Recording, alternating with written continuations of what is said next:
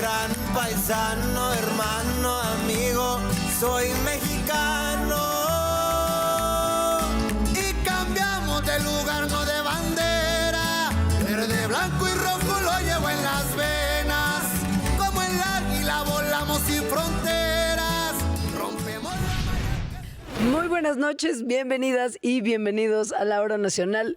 Micha, hoy les tenemos muchos invitados, mucha información y lo más importante de la semana. Así es, mi Leos. Les vamos a presentar información sobre la reducción de la jornada laboral y también celebraremos el Día Mundial de la Diversidad Cultural para el Diálogo y el Desarrollo. Siguiendo con la temática de diversidad, vamos a platicar de afrodescendientes destacados de nuestra historia, como Lázaro Cárdenas. Ah, mira. Sí, Wow. Y este tema es muy importante porque en México aproximadamente 1.4 millones de personas se identifican como afrodescendientes. También hablaremos de las comunidades chinantecas de Oaxaca y, por si fuera poco, hablaremos del Día Internacional de los Museos. Y también sobre un tema de salud mental, el trastorno bipolar. Muy importante. Y en temas literarios vamos a platicar de Emilio Carballido y Amado Nervo, dos gigantes de las letras mexicanas. Todo esto con la música de clubs. Y hablando de música, viene Miguel Ángel Trujillo, director del Consejo Mexicano de la Música, para platicarnos sobre el certamen México Canta. Entonces no se despeguen de la Hora Nacional porque les tenemos un programazo que empieza ya. El censo del Programa Federal Salud Casa por Casa avanza significativamente. A la fecha se han censado a más de 8.5 millones de adultos mayores y personas con discapacidad.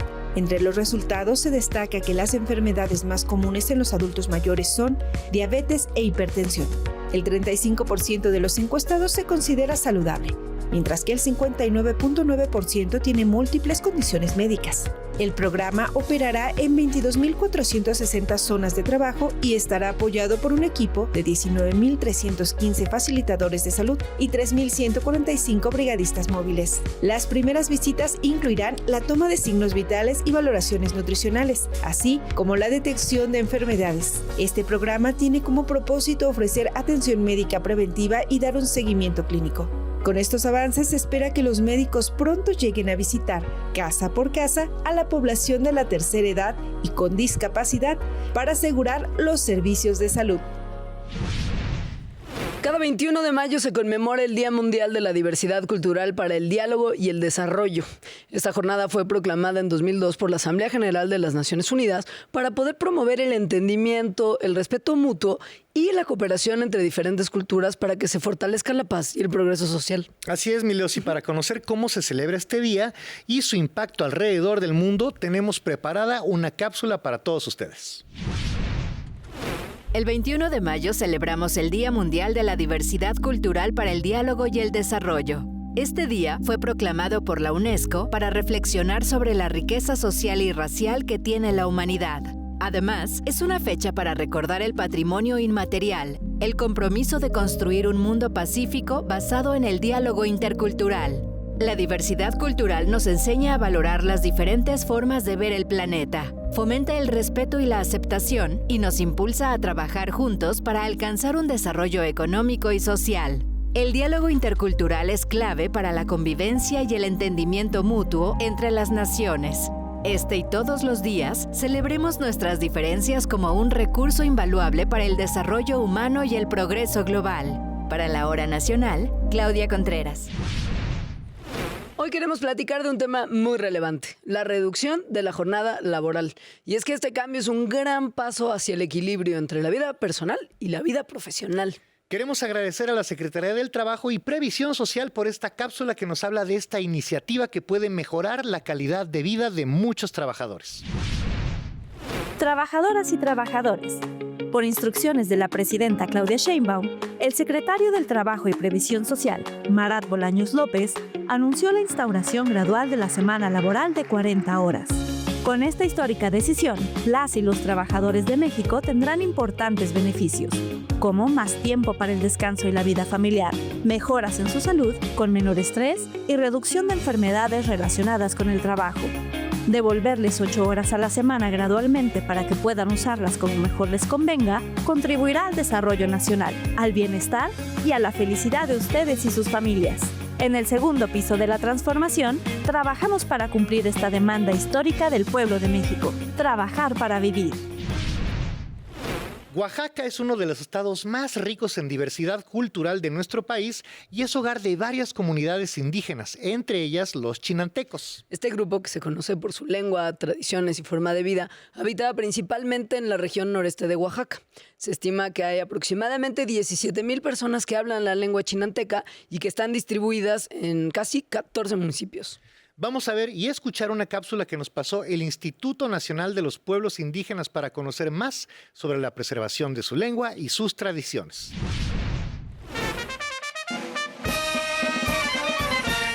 México es un país con una gran diversidad cultural ante los ojos del mundo, en gran parte por las comunidades indígenas del territorio nacional.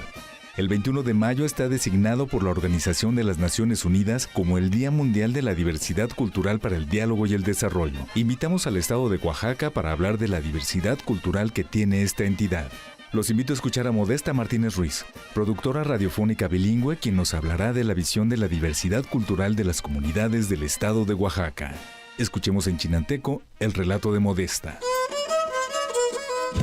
Ya con sự mà yo lo muy ya la cultura chatsa de tơi phun quay bây ho ít tai mô tô cha UNESCO anh ale quay ít cultura chatsa tính là ho ho à chơi ya tên chín ale là hai là con phu là sen bây ho no anh na cha ho ya le mo le quanh le u pin mo cultura cha le con zu fa o mình cha tính là ho vun ho sen vun na li to fu o vun na singi fungo xia le quỷ mà cái là phải sen chi mu cha ho he khale xia le lư ai mà ho khala ning ap mo tính xia le mo sao cha khale shoi pe no khalen vậy ho no a cha na ho xia le a chi cha fu khala ning a shoi pe le con fu le na sư cổ hơi là từ nó xị lư sự cưới ấu ấu mồ cái sống Edo con ejemplo pecho fo a huchago na y ni no a soy sei el feo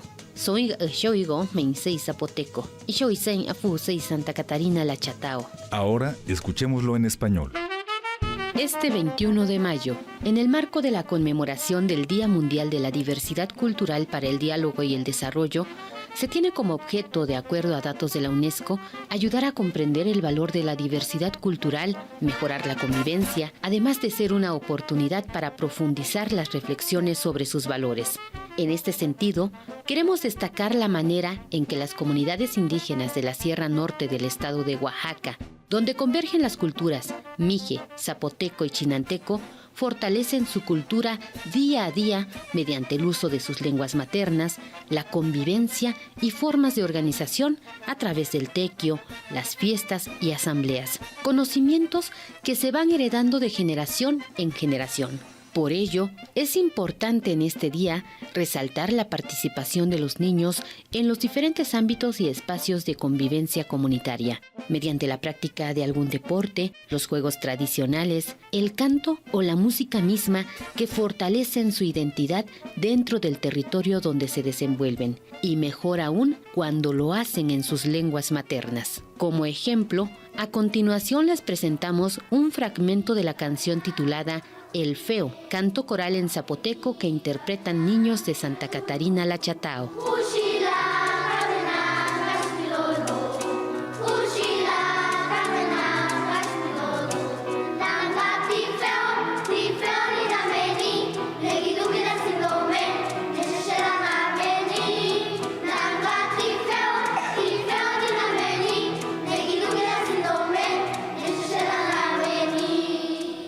Modesta Martínez Ruiz agradece su atención.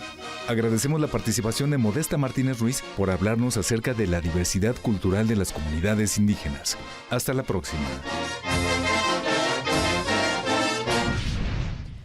Las comunidades afrodescendientes de México tienen raíces en varias regiones de África y una historia que se remonta, hasta la época colonial. Entre las figuras afrodescendientes más destacadas podemos mencionar a Vicente Guerrero, un líder clave en la lucha por la independencia, y a Lázaro Cárdenas, cuyo legado como presidente incluye la expropiación petrolera, muchos avances hacia la justicia social y, por supuesto, la hora nacional. Pues vamos a ver y escuchar una cápsula para conocer más sobre estos y otros personajes afrodescendientes mexicanos.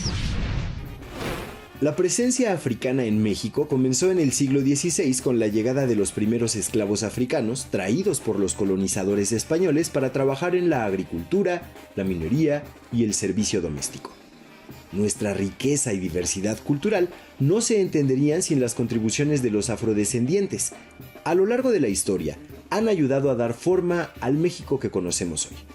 Comencemos con Vicente Guerrero, un héroe de la independencia que abolió la esclavitud en 1829, marcando el camino hacia la igualdad.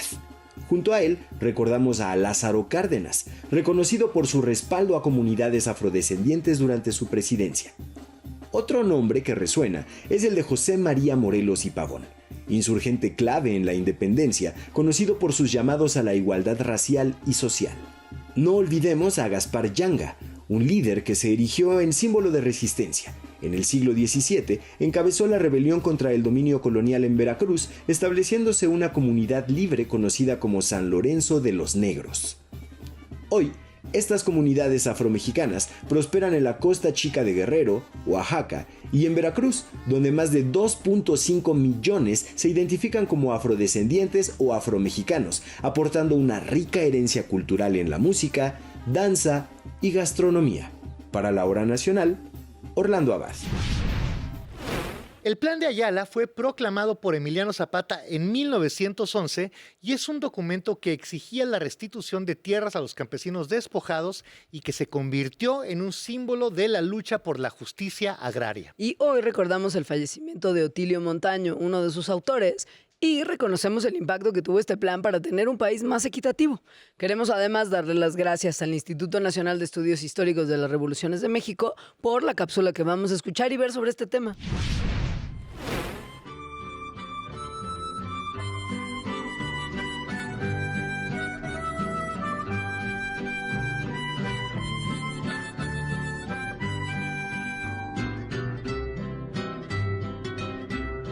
El triunfo de la Revolución Maderista de 1911 significó el primer paso hacia el cumplimiento de las demandas sociales enarboladas por el Plan de San Luis.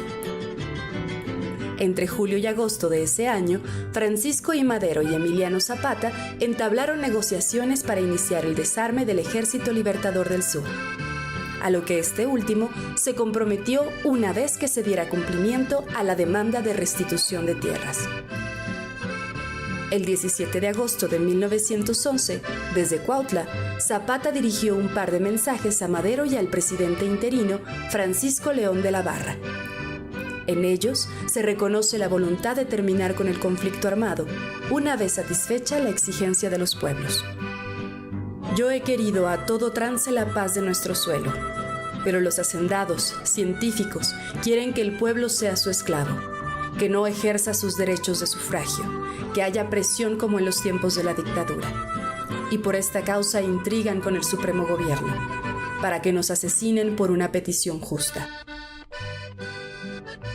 En respuesta, de la Barra recrudeció su actitud hacia los zapatistas y el Ejército Federal permaneció en su territorio.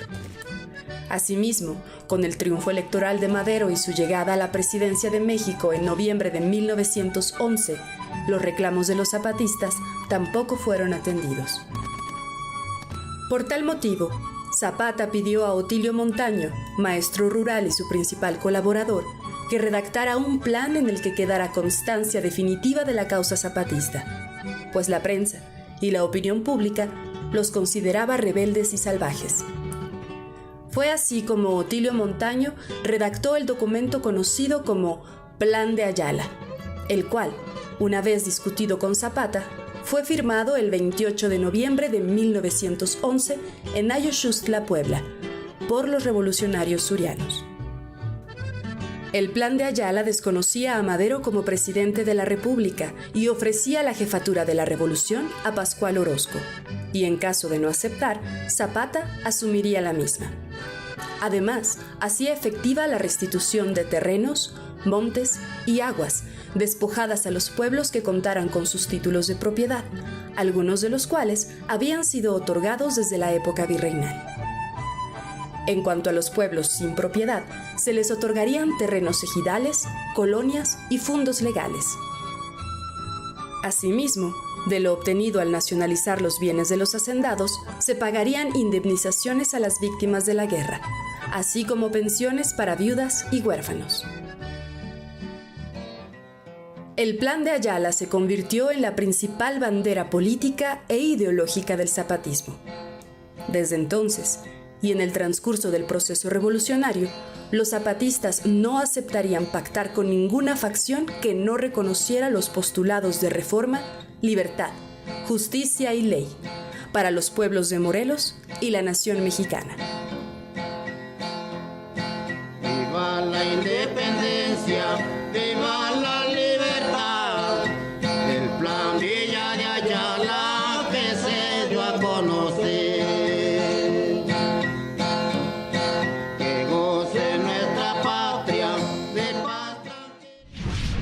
En México se calcula que casi 3 millones de personas padecen trastorno bipolar y lo preocupante es que solo el 50% tiene un diagnóstico certero y por eso es tan importante visibilizar este problema de salud. El trastorno bipolar es una enfermedad mental que afecta a los mecanismos que regulan el estado de ánimo y afecta la vida de quienes lo experimentan y de sus familias. Y para hablar del tema, hoy nos acompaña la doctora Claudia Nayeli Cruz Gómez. Ella es psiquiatra adscrita a la Comisión Nacional contra las Adicciones. Doctora, bienvenida a la Hora Nacional. Hola, Cha, mucho gusto y muchas gracias por invitarnos. No, hombre, muchas gracias por estar aquí. Nos encantaría que nos platicara para empezar qué es exactamente el trastorno bipolar y cómo se manifiesta en las personas. Es un trastorno mental donde puede afectar la vida de las personas que lo padecen y entonces, como bien lo dice bipolar, entonces puede tener un pico muy alto de manía, por ejemplo, o de hipomanía. Hay diferentes tipos, ¿no? Pero la cosa es que se van para arriba en el ánimo. Y entonces están como muy eufóricos, muy alegres. Muy eufóricos o muy irritables. O sea, depende de la sintomatología, ¿no? ¿Cómo se distingue de otros trastornos de salud mental? Claro. El diagnóstico se puede hacer en 2 fases casi siempre. O sea, en la mayoría de los casos empieza o debutan en la década de los 20, entre los 15 y 35 años, ¿no? Eso es como lo más común, pero también hay otro pico que es menos intenso, que puede ser a partir de los 45, 50, sobre todo en mujeres, ¿no? Pero hay esas 2 posibilidades. Casi siempre es en la edad de adulto joven, pero hay un porcentaje que puede ser después de los 45, 50, incluso en la infancia hay algunos casos muy raro, pero puede ser que también se diagnostique. Sí, ¿y cómo se distingue de otros trastornos? Sí, bueno, casi siempre los agarramos cuando llegan o en un episodio de manía que es muy significativo, o sea, entonces ya un episodio maníaco nos hace pensar casi que en automático en trastorno bipolar, porque casi siempre llegan al hospital, ¿no? Claro.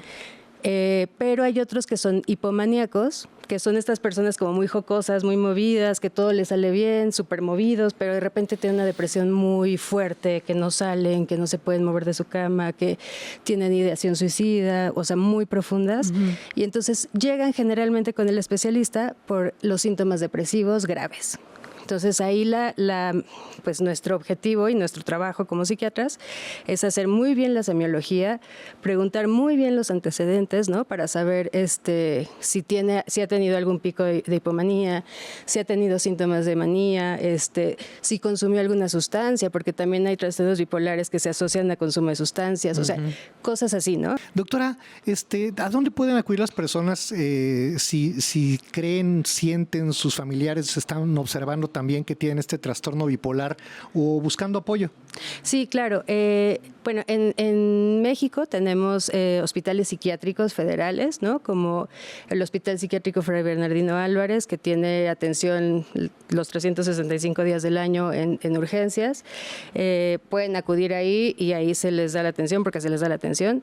Y ya dependiendo de dónde vengan, si tienen alguna, no sé, o si son derechohabientes a alguna institución como IMSS o ISSSTE, acudir directo a sus hospitales regionales. El IMSS tiene clínicas psiquiátricas, ahí tendrían la obligación de referirlos. El ISSSTE tiene convenio con ASAMA, bueno, con los hospitales psiquiátricos, entonces los pueden mandar al FRAI. El Hospital Psiquiátrico Samuel Ramírez Moreno, si es de control, los centros de salud mental y adicciones también, los ECOSAMAS, están con la disposición para atender a todos los pacientes. Y también en el Instituto Nacional de Psiquiatría pueden acudir, ahí hay una clínica también de trastorno bipolar. Y nada más como para que no se nos quede, ¿qué papel juegan la familia y la comunidad en el apoyo que necesita, suponemos, una persona que tiene trastorno bipolar? Súper importante, o sea, súper importante, casi como en todas las enfermedades, ¿no? Es importante tener como un apoyo y una como bagaje sociocultural que nos respalde en todos los sentidos. Claro. Pero en pacientes con enfermedades mentales, la verdad es que es, yo creo que prioritario, porque es indispensable tener a la familia y cuidar a la familia, porque cuando se desgastan también puede ser un problema. Claro. Doctora, pues muchísimas gracias por habernos visitado, le agradecemos muchísimo, y que no se lo tienes porque es un tema muy importante que hay que platicar. Así es. Muchísimas gracias a ustedes por abordarlo, porque creo que sí es importante también psicoeducar. Bueno. Y gracias a ustedes que están con nosotros. No se vayan porque tenemos más. Emilio Carballido, que fue un dramaturgo, poeta y narrador mexicano, escribió más de 50 obras de teatro a lo largo de su vida. Vamos a escuchar y ver una cápsula para conocer más sobre él. Emilio Carballido nació el 22 de mayo de 1925 en Córdoba, Veracruz. Fue un destacado dramaturgo, poeta y narrador mexicano conocido por su contribución al teatro contemporáneo de México. Creció en un entorno que fomentó la literatura y el arte. A lo largo de su vida, escribió más de 50 obras de teatro, además de narraciones y literatura infantil. Su estilo se caracterizó por una profunda exploración de las relaciones humanas y la vida cotidiana, utilizando un lenguaje accesible pero rico en matices. Una cita célebre de Emilio Carballido es: "La vida es un juego en el que todos tenemos que aprender a perder". Esta reflexión captura su enfoque filosófico. A pesar de su gran éxito, muchas de sus obras, como El Censo, no fueron inicialmente bien recibidas. Sin embargo, con el tiempo se han convertido en clásicos del repertorio teatral mexicano. Carballido también tuvo un papel importante en la creación del teatro en Nueva York, donde llevó a cabo diversas iniciativas para promover la dramaturgia mexicana. Falleció el 11 de febrero de 2008 en Jalapa, Veracruz. Su partida dejó un vacío en el mundo literario, pero también un gran legado teatral. Para La Hora Nacional, Claudia Contreras. Bueno, pues Clubs es un proyecto que empezó ya hace unos años, en 2013 en Monterrey. Y desde entonces han hecho mucho por revivir esta como vibra nostálgica, ochentera, noventera que a la gente le encanta. Nos encanta. Nos encanta. Ay, bueno, ya. Su disco más reciente, Emilio, se llama Radio Cono y es un homenaje a la música disco, el French Touch y el electrofunk. Quiero la bienvenida a La Hora Nacional, a Orlando y Coco Clubs. ¿Cómo están, chicos? Hola. Bienvenidos. Felices de estar aquí con ustedes. Muchas gracias. ¿Cómo empezó todo? Siento que hace mucho no platicamos de eso. Porque ya fue hace tanto. Ya sé, y además hay mucha gente que seguramente no sabe. Entonces, Claro. por favor, cuéntanos. Pues jugando, o sea, realmente Orlando y yo teníamos otra banda. Orlando baterista, yo tocaba la guitarra. Y donde trabajaba Orlando, un día puso unos demos que tenía y como que la gente que trabajaba ahí entre burla, como que, oye, la neta sí están chidos esos demos.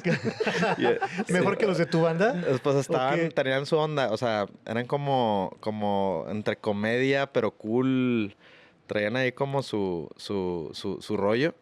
Y un día me dice, oye, Coco, es que me están diciendo ahí en la oficina que sí están chidas los demos, de que no me ayudas a sacarlos. O sea, de que ya no quiero tocar batería. Te acabas de comprar una guitarra como que ya harto de la batería. Después del ensayo de la banda que teníamos, se llamaba Husky. Ajá. Pues le dije, órale, pues va, cuélgate la guitarra. Entonces estábamos frente a frente, o sea, con un pedestal de voz. Nos acabamos de comprar unos efectos de voz, nosotros ahí pegándole así como a los experimentales. Qué chido, ajá, increíble. Y viéndonos de frente, así empezamos a darle que, oye, pues están chidas las rolas, güey. No manches. Facilito. Y ya, y luego pues casual. unas de Orlando, y yo, ay, pues yo tengo también otra idea, pues ahora vamos a darle. Y nos vino a ver un amigo, Sergio Palmero, y nos dice, oye, es que ustedes deberían de tocar así, o sea, viéndose de frente, no le invitan a ninguna banda, así, el iPad, las guitarras, los sintes, está chido, güey. O sea, como que ustedes lo están viendo como algo jajaja, jijiji, pero sí tiene algo. Y nos metió a tocar en un bar que existía en Monterrey que se llamaba El Sergios. Tocamos ahí y nos fueron a ver, fueron como gente que trabajaba en bands, que estaban buqueando el House of Bands, aquella de 2013. Y de que no, pues queremos a clubs en el House of Bands. Fue de que nuestro segundo show. Entonces fue de que ahí vamos, Orlando y yo con el iPad, güey, y con y así, las guitarras, no, vámonos, ajá. así. Y me acuerdo que subimos la primera rola, la de Celebrando, y la subimos a SoundCloud, y de repente nos empezaron a taguear así en Facebook, boom, de que remezcla. Y luego cuando estaba Club Fonograma y como muchos blogs así de ese entonces, bien padres. que nos empezaron a dar buena onda. Y la marcó el teléfono y Orlando, ya viste todo lo que está pasando, lo que nunca había pasado con la otra banda. Entonces Sí, de ahí, clubs, al ser 2, pues bien poquito year, pues oye, los queremos, de repente ya estábamos como te digo en el Vive, luego nos fuimos a Costa Rica, a Ecuador, a unas prefiestas del Coachella. O sea, Entonces como fue de película. Sí, no, como de estuvo bien película. raro. Sí, En un mes ya estaba todo. Y ya pues, sacamos el primer disco, que fue en el 2014, que era más... Eran como residuos de la otra banda que teníamos, pero pues ya bien padre, nomás entre él y yo, de que ya no había que como compartir mucho. Con un grupo, claro. Ajá. Que pues tiene su... Es otra dinámica. Es otra dinámica. Sí. Y aquí fue de que, no, hombre, vamos a darle, no, hombre, sin batería, drum machine y bajos de cinte y como que bien divertido. O sea, estábamos como niños, ¿no? Ya a la hora de hacer el segundo, en ese inter nos empezaron a pedir remixes para otros proyectos. Ya personalmente me empecé a meter más en la producción, que ya cuando empezamos a hacer el segundo disco, lo terminamos haciendo nosotros. Entonces sí fue ahí como sacamos ese disco y ese disco, creo que ya la gente, digo, sí se acuerdan del primero los fans, pero el Destellos, que fue el del 2018, fue el disco que nos puso como en el mapa, digamos. Siento que antes de despedirnos necesitamos saber cuándo vamos a poder escuchar esto que cuentan en vivo. Sí, el 15 de agosto en el Pepsi Center. Vamos a invitar a toda la gente de aquí de Ciudad de México, de los alrededores. Es el show más grande que vamos a hacer en la historia de nosotros, solos. Sí. Estamos muy emocionados. Nos da un poco de nervio también. Estamos ahorita armando Qué el bueno, show. qué padre. Sí, Sí. Queremos hacer un show completamente nuevo. O sea, algo súper diferente que nunca hemos hecho. Es el disco más ambicioso que hemos hecho, entonces tenemos que hacer el show más ambicioso que esté acorde al disco, ¿no? Entonces va a estar ahí clubs. ¿Redes sociales cuáles son? Clubs con Z, dos veces así pegado Clubs. Digo, la verdad, con que pongan Clubs así con Z les va a salir. Y pues tratamos de ser muy activos, sobre todo en Instagram. Ahí estar posteando todas las novedades de shows, dónde vamos a estar, todo. Pero bueno, igual nos pueden encontrar en las otras redes. Ahí también Coco se encarga del TikTok, así. Buenísimo. Pues muchas gracias por haber venido, Clubs Orlando, Coco. Gracias, Mucha suerte en este show ambicioso, con su disco ambicioso. Los esperamos ahí, ¿eh? Claro. Sí, ahí nos vemos. Los Súper sí nos vemos. invitamos, los invitamos para que vayan. Ya Y rugieron. pues gracias a todas las personas que nos están viendo y escuchando. Quédense, tenemos mucho más. Hola, nosotros somos Clubs y vamos a estar tocando una versión acústica de Cortes Modernos. Bienvenidos a la Hora Nacional.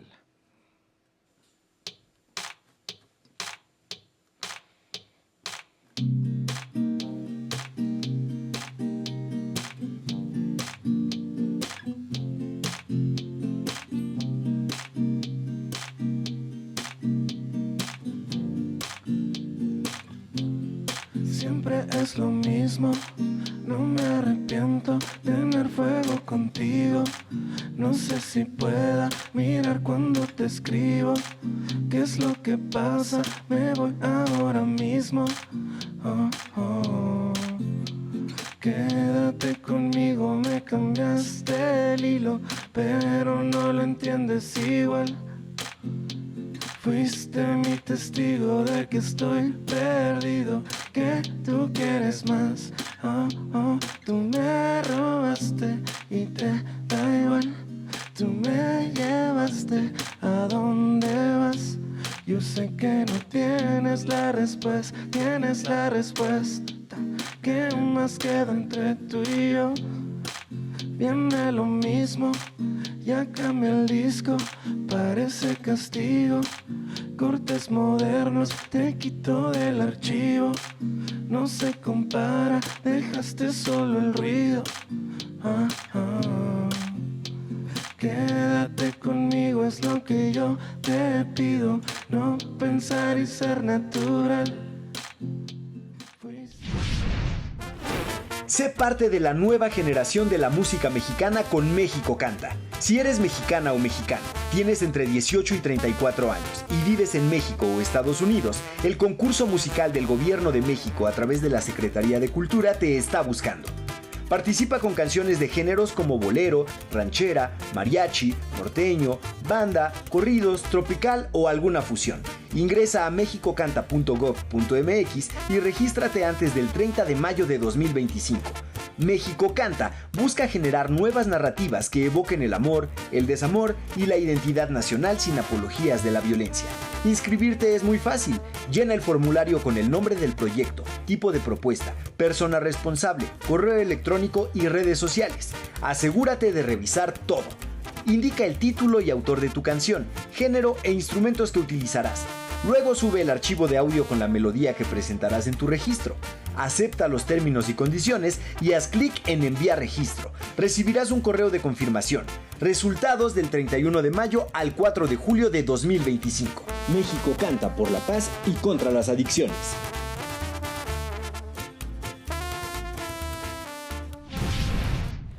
Bueno, pues por primera vez en México se está organizando un concurso muy interesante porque está convocando a jóvenes talentosos en la música. Se llama México Canta. Así es, y hoy tenemos con nosotros a Miguel Ángel Trujillo. Él es director del Consejo Mexicano de la Música, que es una parte fundamental de este evento. Bienvenido, Miguel Ángel, a la Hora Nacional. Muchas gracias a ustedes por la invitación y encantado de compartir con su audiencia y de contarles de este gran evento, porque si no estoy equivocado, creo que es la primera vez que hay un concurso a nivel nacional así, me atrevería a decir, en el mundo.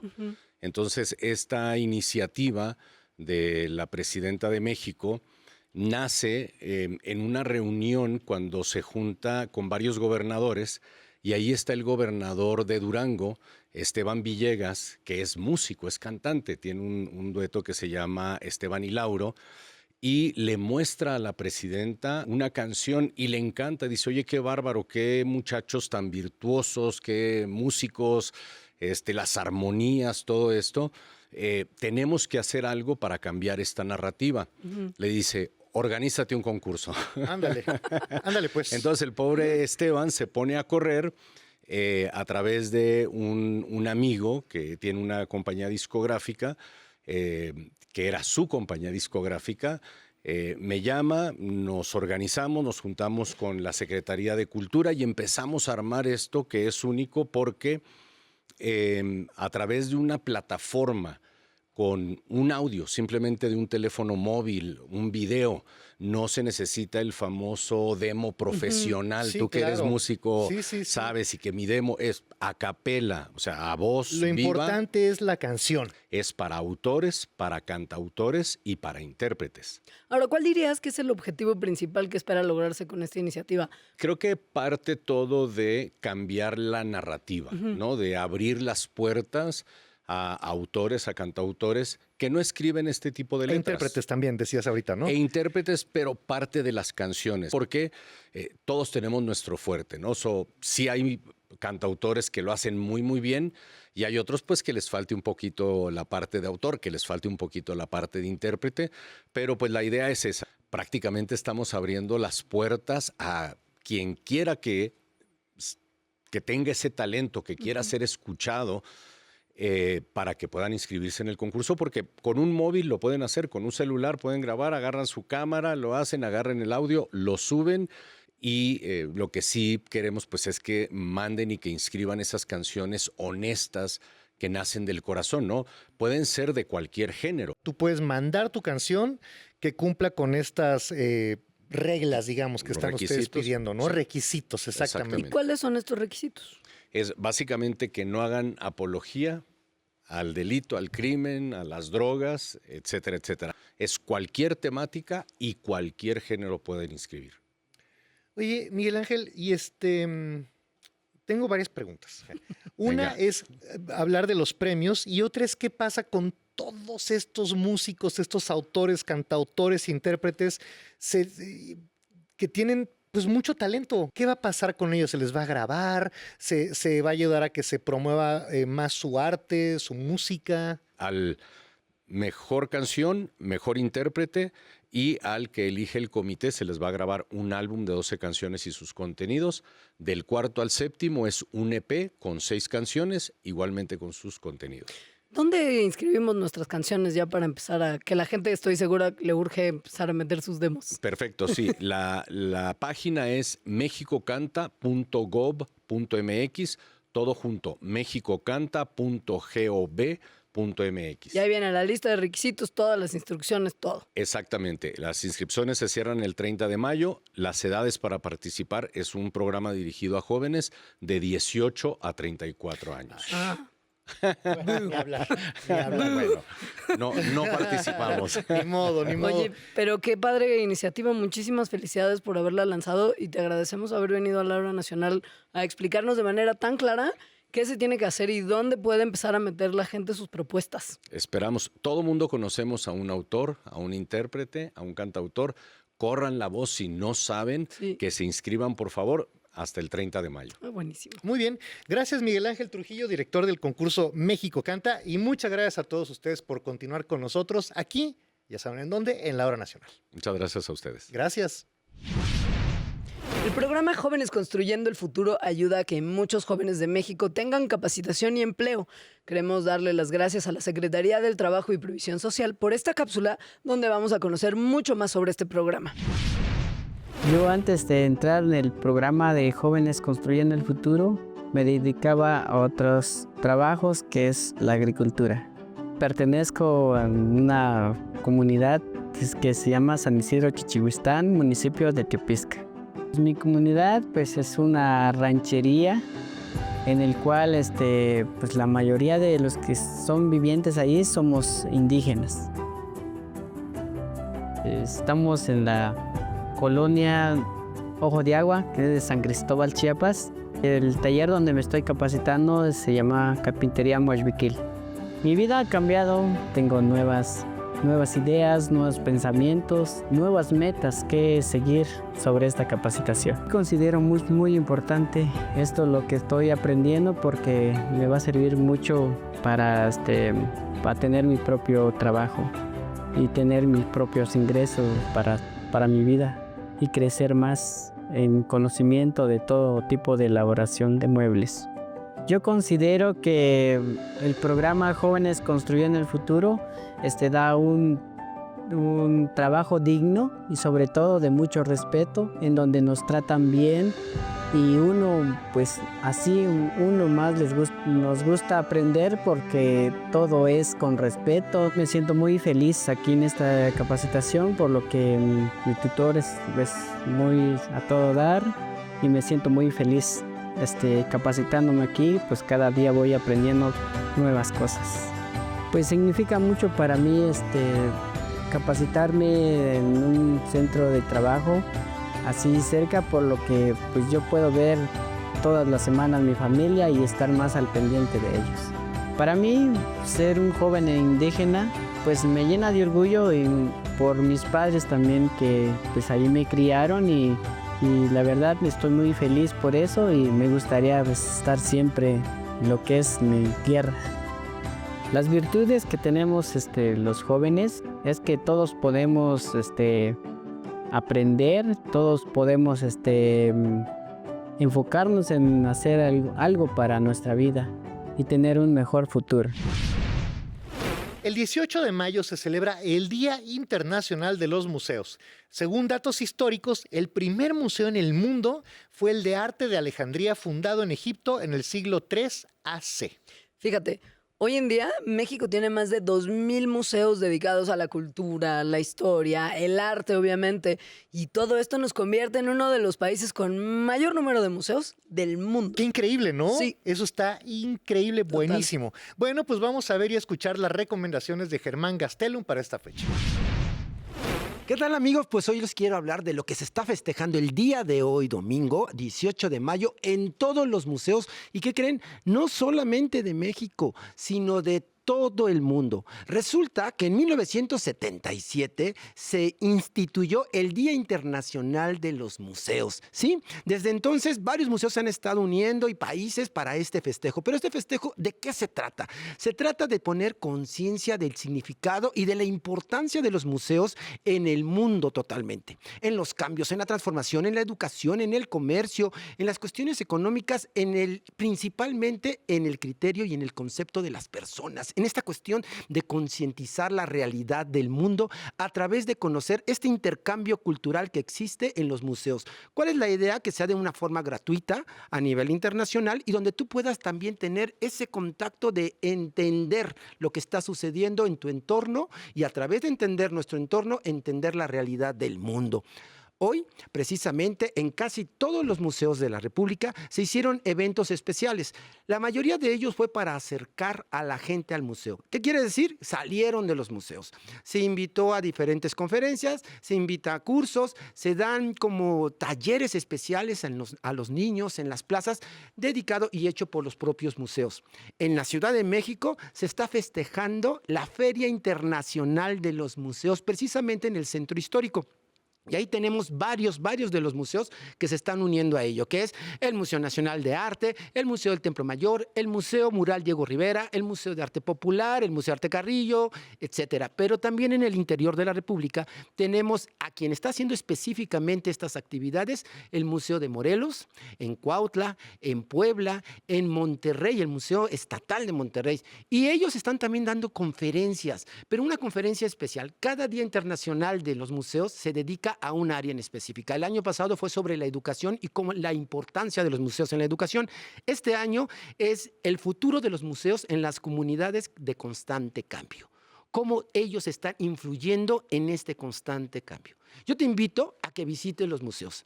La Ciudad de México tan solo es la segunda ciudad en todo el mundo con más museos. Más de 100 museos que podemos visitar y así, de alguna manera, entender nuestra realidad social y el porqué y el orgullo del mexicano.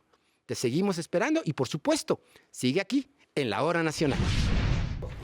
Pues el día de hoy, mis queridos amigos, queremos hablar de la relación entre la salud pública y la tenencia responsable de animales de compañía. Sí, y para platicar sobre cómo podemos ser responsables con nuestras mascotas, vino una vez más con nosotros nuestra colaboradora, la veterinaria zootecnista Verónica Leal. Bienvenida de vuelta, doctora. Muchas gracias por estar aquí. Muchísimas gracias por la invitación. Al contrario, siempre es un gustazo que estés por acá. Desde su perspectiva, doctora, ¿cuál es la principal responsabilidad de un dueño de animales de compañía en materia de salud pública? Híjole, qué buena pregunta, qué buena pregunta. Ligerita para arrancar. Ya sé. Creo que nuestra principal responsabilidad es mantenerlos a ellos sanos, porque, actualmente existe el concepto de una sola salud, ¿vale? Y esto engloba la salud animal, la salud de los animales, de las plantas que ingerimos, y eso beneficia de manera positiva la salud de las personas. Mantener a nuestros animales de compañía en una buena situación de salud, nos ayuda a nosotros a mantenernos sanos, es un compromiso con la salud pública. ¿Por qué? Porque si prevenimos enfermedades en ellos, prevenimos enfermedades que también pueden ser transmitidas al humano. Me imagino que juega un papel muy importante la vacunación y el que tengamos una disciplina de tener a nuestros animales como muy atendidos en términos de medicina preventiva, ¿no? Llevarlos cada tanto a revisiones, justo que estén al día con sus vacunas. Justo, sí. ¿Por qué? Porque creo que la enfermedad más importante que estamos tratando en este momento es la rabia. ¿Vale? ¿Cómo? ¿Todavía? Entonces, afortunadamente, el país ahorita se encuentra libre de rabia humana. Hubo, me parece, hace 2 años, unos casillos ahí de unos contagios medio extraños, que se pudieron controlar. Pero sí, en gran parte del país batallamos mucho con la rabia, ¿no? Con es una zoonosis, es una enfermedad zoonótica. Quiere decir que es contagiada a los humanos por medio de los animales. La importancia de mantener a nuestros animales de compañía, sobre todo con la vacuna de la rabia vigente, es súper importante para la salud pública en general. Claro, por supuesto. Sí, ahorita que hablamos de la salud pública, la convivencia de los animalitos con otras personas que no tienen mascotas, por ejemplo, pues creo que sí es muy importante, ¿no? Y quería preguntarle cómo podemos contribuir al bienestar de la comunidad uno como dueño de animalitos? Muy bien, pues volvemos al mismo punto. Primero que nada, saliendo a la calle con nuestras bolsitas para recoger las heces, ¿vale? Las heces son una importante fuente de contaminación en este momento. Es importante que sepamos que México ocupa el primer lugar de países en América con la mayor cantidad de población de perros y gatos en situación de calle. Entonces, ya tenemos un gran problema con las enfermedades, por ejemplo, con la rabia, que pudieran llegar a transmitir, no hablando solo de la Ciudad de México, ¿no? En cualquier parte del país. Como para que todavía hablemos de las heces de los animales, de esos animalitos que están en la calle, y todavía agreguemos las heces de los animalitos de compañía que afortunadamente cuentan con un hogar, ¿no? Claro. Entonces, bien importante salir con nuestras bolsitas, tratar de no dejar ningún tipo de residuo en la calle que provenga de nuestros animales de compañía.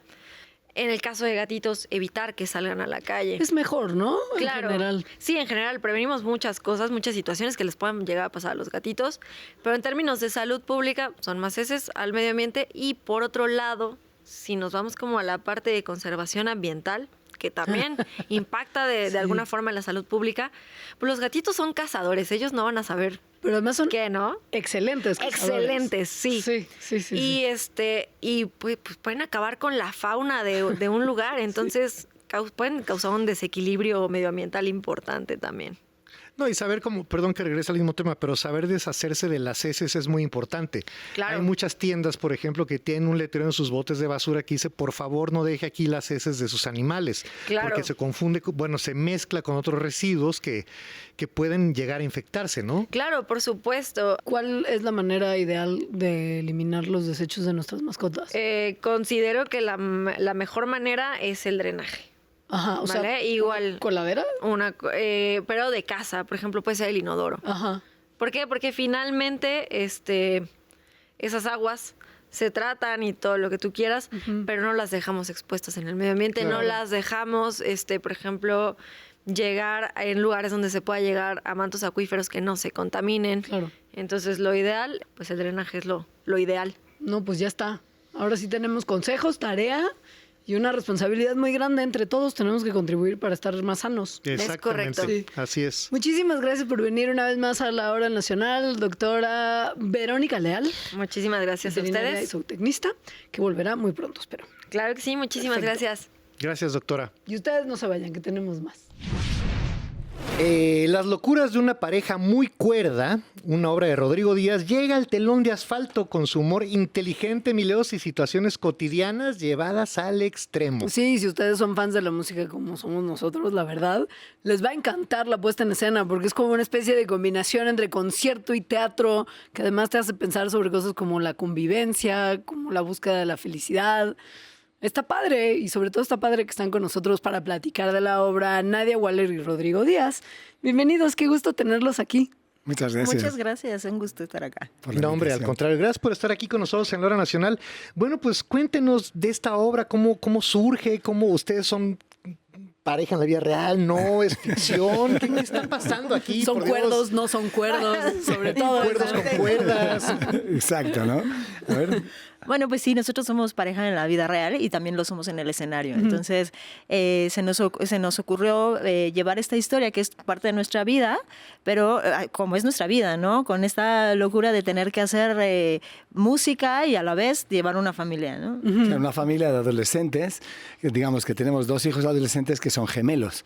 Entonces, uno es así bien alocado y la otra es mucho más tranquila, pero también tiene lo suyo, ¿no? ¿De cuántos años? Perdón que te interrumpa. 16 años. Uy, súper adolescentes. No, estamos entonces, claro, dijimos, esto hay que llevarlo al teatro, no es posible, ¿no? Ajá. Nosotros, Nadia es violinista y soy violonchelista. Aparte, también soy director de orquesta y todo eso, y he tenido pues mucho trabajo con el teatro. He trabajado mucho en obras de teatro, tanto aquí como en España, y aunque llevo aquí ya 20 y tantos años. Entonces, la historia precisamente surgió así, decir, a ver, nosotros tocamos y siempre estamos dando conciertos en pareja, pero ¿qué pasaría si nos hiciéramos una obra de teatro aprovechando las locuras que hacen nuestros hijos? Me da curiosidad qué pensaron sus hijos.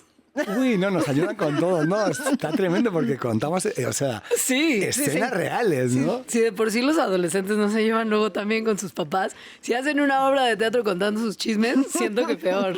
O sea, debe haber muchísimos, ay papá, ay, sí, ay mamá. Sí. Exacto. Y cada una de las escenas pues te va llevando a una obra que puede ser de música clásica o bolero, metemos tango, metemos alguna incluso flamenca, la que de repente, ¿verdad? Nos ponemos a bailar flamenco y todo eso. ¿Y cómo les ha funcionado con el público? De por sí, llevar a la gente al teatro a veces no es tan sencillo y si les dices que encima va a haber un poco de música clásica, a veces luego parecería que la gente diría como, ay, no sé. ¿Pero cómo les ha ido? ¿La gente está respondiendo bien? Pues sí, muy bien. La verdad es que creo que a la gente le gustó mucho esta combinación de poder mezclar un concierto en donde además los preparamos para poder llegar a la obra que vamos a tocar. Y entonces la gente salió pues muy contenta. Creo que es una nueva propuesta para ellos para poder tener un poquito de ambas cosas, ¿no? Claro. Es un género distinto, porque tú dices un musical, pues normalmente es un drama, ¿no? Tiene una dramaturgia y todo es cantado. Pero claro, aquí no, aquí es como que es un concierto y a la vez es una obra de teatro, porque es instrumental, nosotros no nos ponemos a cantar. Entonces, de repente llegas y tocas una pieza de música clásica, como por ejemplo la de Fauré, que toco, es la de la elegía. La elegía de Fauré, ¿no? La elegía de Fauré es una pieza de música clásica que compuso cuando se había muerto su esposa. Entonces es un drama la pieza. Entonces, ¿qué pasa? Estamos aquí riéndonos y de repente vamos hacia un término un poquito más triste, más íntimo y lo preparas para esa pieza. Si tú escuchas la pieza solamente y dices, qué bonita, ¿no? Y a lo mejor sí te conectas, pero el tema es que las escenas sirven para preparar al público para lo que van a escuchar emocionalmente. Claro. Sí, cambia el ritmo muchísimo probablemente. Exacto. ¡Qué locura! Claro, por supuesto. pero entonces sí está como, tiene sus partes más dramáticas, ¿no? No es todo comedia, vaya. Claro, las emociones tienen que tener contraste, ¿no? Pues yo considero que para que una buena obra de teatro, una película, cualquier cosa, si tú vas a estar todo el tiempo aquí en risa, ¿cómo mantienes? Llega un momento que la gente se cansa de reír, ¿no? Y si estás todo el tiempo drama, dices, ya. ¿No? Entonces, las emociones es como la vida, ¿no? Que decir, vas pasando de unas emociones más alegres a otras más tristes, a otras de a lo mejor de pensar un poco y reflexionar, otras de que te ríes otra vez de todo. Esa es la idea, ¿no? Mover las emociones del público. Oigan, ¿y dónde y cuándo se va a estar presentando Las locuras de una pareja muy cuerda? En el Teatro Telón de Asfalto, que está ubicado en la calle Perpetua, en la colonia San José Insurgentes. En el número 4 de Perpetua. Es que era un lugar legendario de rock aquí en la Ciudad de México hace con el mejor nombre de un foro de la historia de los foros. De una canción, La última carcajada de la cumbancha. Exactamente. Entonces está increíble que estén ahí, perdón. Sí, ahí en la colonia San José Insurgentes, ahí vamos a estar el día 24 de mayo. Y hay dos funciones, una a las 5:30 y otra a las 8. Entonces, si no te quedan las 5:30, pues que sea a las 8. Y si a las 8 es muy tarde para ti, pues vente a las 5:30. Oigan, pues qué lindo proyecto familiar. Sí, qué bueno que vinieron a la Hora Nacional a platicar con nosotros de ello. Pues un placer. Al contrario, Rodrigo, Nadia, muchísimas gracias. Y pues muchísimas gracias a todos ustedes por seguir aquí con nosotros. No se nos vayan. El 21 de mayo es el aniversario luctuoso de Venustiano Carranza, un personaje clave en la Revolución Mexicana. Bueno, y es que lideró el movimiento constitucionalista que culminó con que se promulgara la Constitución de 1917. Ahí nomás. Queremos darle las gracias al Instituto Nacional de Estudios Históricos de las Revoluciones de México por habernos mandado esta cápsula sobre su vida y legado. Venustiano Carranza tiene un lugar destacado en nuestra historia. Es a él a quien debemos la construcción del Estado mexicano moderno. En 1910 se sumó a la Revolución Maderista con el fin de acabar con el gobierno dictatorial de Porfirio Díaz y abrir paso a un México libre y democrático. Tras el asesinato de Madero, Carranza fue el único gobernador que desconoció al régimen de Victoriano Huerta. El 26 de marzo de 1913 promulgó el Plan de Guadalupe, en el que llamaba al pueblo a rebelarse contra el régimen dictatorial de Huerta y restablecer el orden constitucional. A partir de ese momento, Carranza se asumió como el único representante legal del Estado mexicano. Condujo con habilidad al ejército constitucionalista, derrotando a Huerta en julio de 1914. Las corrientes constitucionalista, la villista y la zapatista buscaron unificar la revolución en la Soberana Convención. Sin embargo, Ese intento fracasó y se produjo la guerra civil entre las fuerzas de Villa y Zapata y el constitucionalismo encabezado por Carranza. El constitucionalismo triunfó en 1915 y Carranza se hizo cargo del poder ejecutivo de la República. En septiembre de 1916 convocó a un Congreso Constituyente para promulgar una nueva Carta Magna, que plasmaría las principales demandas de la Revolución, entre ellas el reparto agrario, los derechos de los trabajadores, la educación universal laica, obligatoria y gratuita, la soberanía de la nación sobre sus recursos naturales, así como las más amplias libertades individuales y colectivas. Así, el 5 de febrero de 1917 se promulgó la Constitución Política de los Estados Unidos Mexicanos. Considerada como la constitución más avanzada de su época, incorporó como derechos constitucionales las principales demandas populares y sentó las bases del desarrollo nacional a lo largo del siglo XX. En 1920, Carranza buscaba que lo sucediera en la presidencia un civil e intentó cerrarle el paso a la candidatura de Álvaro Obregón. Sin embargo, esta tomó gran fuerza, dando origen al movimiento de Agua Prieta, donde el gobierno sonorense y los jefes revolucionarios de esa entidad desconocieron al gobierno de Carranza. La rebelión, dirigida por Plutarco Elías Calles y Adolfo de la Huerta, se extendió por todo el país. Carranza buscó enfrentarla, pero se quedó prácticamente solo y se dirigió a Veracruz. En el trayecto, el tren que lo transportaba sufrió un atentado, por lo que se internó en la Sierra Poblana. La madrugada del 21 de mayo de 1920, mientras dormía, el presidente Carranza fue asesinado en Tlaxcalaltongo por las tropas del movimiento de Agua Prieta. El sacrificio de Carranza no fue en vano. Su principal legado es la Constitución que hoy nos rige.